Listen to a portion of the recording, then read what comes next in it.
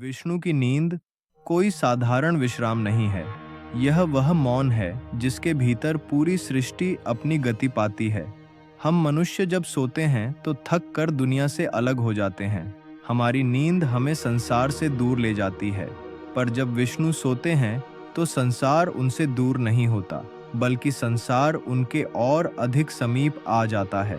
क्योंकि विष्णु की नींद अज्ञान नहीं, विस्मृति नहीं, वह पूर्ण चेतना की सबसे शांत अवस्था है, जहाँ न कोई इच्छा उठती है, न कोई विचार दौड़ता है। फिर भी सृष्टि की हर श्वास उसी क्षण से जुड़ी होती है। जब विष्णु योग निद्रा में होते हैं तो ऐसा नहीं कि उन्होंने संसार छोड़ दिया हो, बल्कि ऐसा होता है जैसे संसार उनकी गोद में ठहर गया हो। न डर, न हड़बड़ी, न असंतुलन, केवल एक गहरी शांति जो सब कुछ संभाले हुए है।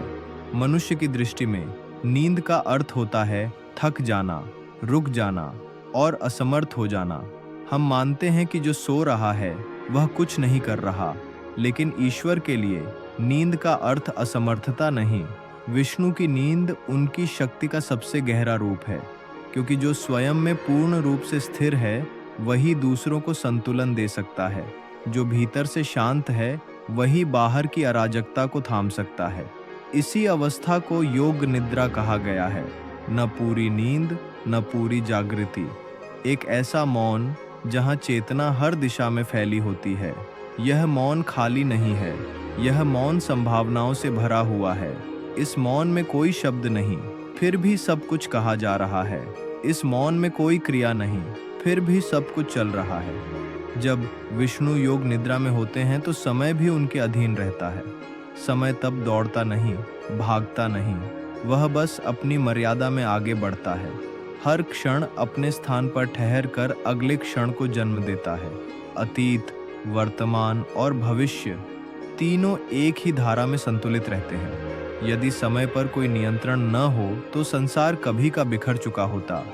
सब कुछ या तो बहुत जल्दी या बहुत देर से होने लगता, पर ऐसा नहीं होता, क्योंकि विष्णु की शांति समय को अनुशासन देती है। उनकी नींद समय की अदृश्य लगाम है। यहाँ एक क्षण ठहरिए और अनुभव कीजिए कि संसार में कितनी हलचल है। लोग आ रहे हैं, जा रहे हैं, सोच रहे हैं, संघर्ष कर रहे हैं, फिर भी कहीं न कहीं एक स्थिरता बनी हुई है। यह स्थिरता संयोग नहीं है, यह विष्णु की योग निद्रा का प्रभाव है, जहाँ कुछ जबरदस्ती नहीं किया जाता, पर सब कुछ अपने सही मार्ग पर चलता रहता है। अब कर्म को देखिए, हर कर्म फल चाहता है, हर कार्य अपना परिणाम मांगता है। लेकिन यदि सभी कर्म एक साथ फल देने लगें तो जीवन अराजक हो जाए, कोई संभाल न पाए। विष्णु की योग निद्रा कर्मों को क्रम देती है, किसे कब फल मिले, किसे प्रतीक्षा करनी पड़े, किसे सीख और किसे विश्राम। यह निर्णय शब्दों से नहीं, घोषणा से नहीं, यह निर्णय शांति में होता है। इसीलिए कई बार मनुष्य पूछता है, ईश्वर मौन क्यों है? उत्तर सरल है, क्योंकि ईश्वर हर समय बोलकर कार्य नहीं करते। कभी कभी उनका मौन ही सबसे बड़ा हस्तक्षेप होता है। विष्णु की नींद इसी मौन का स्वरूप है। जब संसार में अशांति बढ़ती है तो लगता है कि सब समाप्त होने वाला है, पर फिर भी सब संभल जाता है, क्योंकि प्रलय तभी आता है जब विष्णु योग निद्रा से जागते हैं। जब तक वे सो रहे हैं, सृष्टि को टूटने की अनुमति नहीं है। उनकी नींद सृष्टि की ढाल है।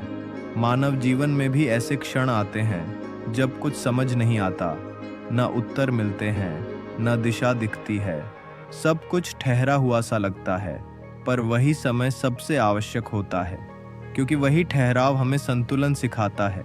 जैसे विष्णु की योग निद्रा, बाहर से शांति, अंदर से पूर्ण नियंत्रण। इसलिए जब लगे कि जीवन रुक गया है तो घबराइए नहीं, संभव है वह रुकना आपको संभाल रहा हो, जैसे विष्णु की नींद पूरी सृष्टि को संभालती है।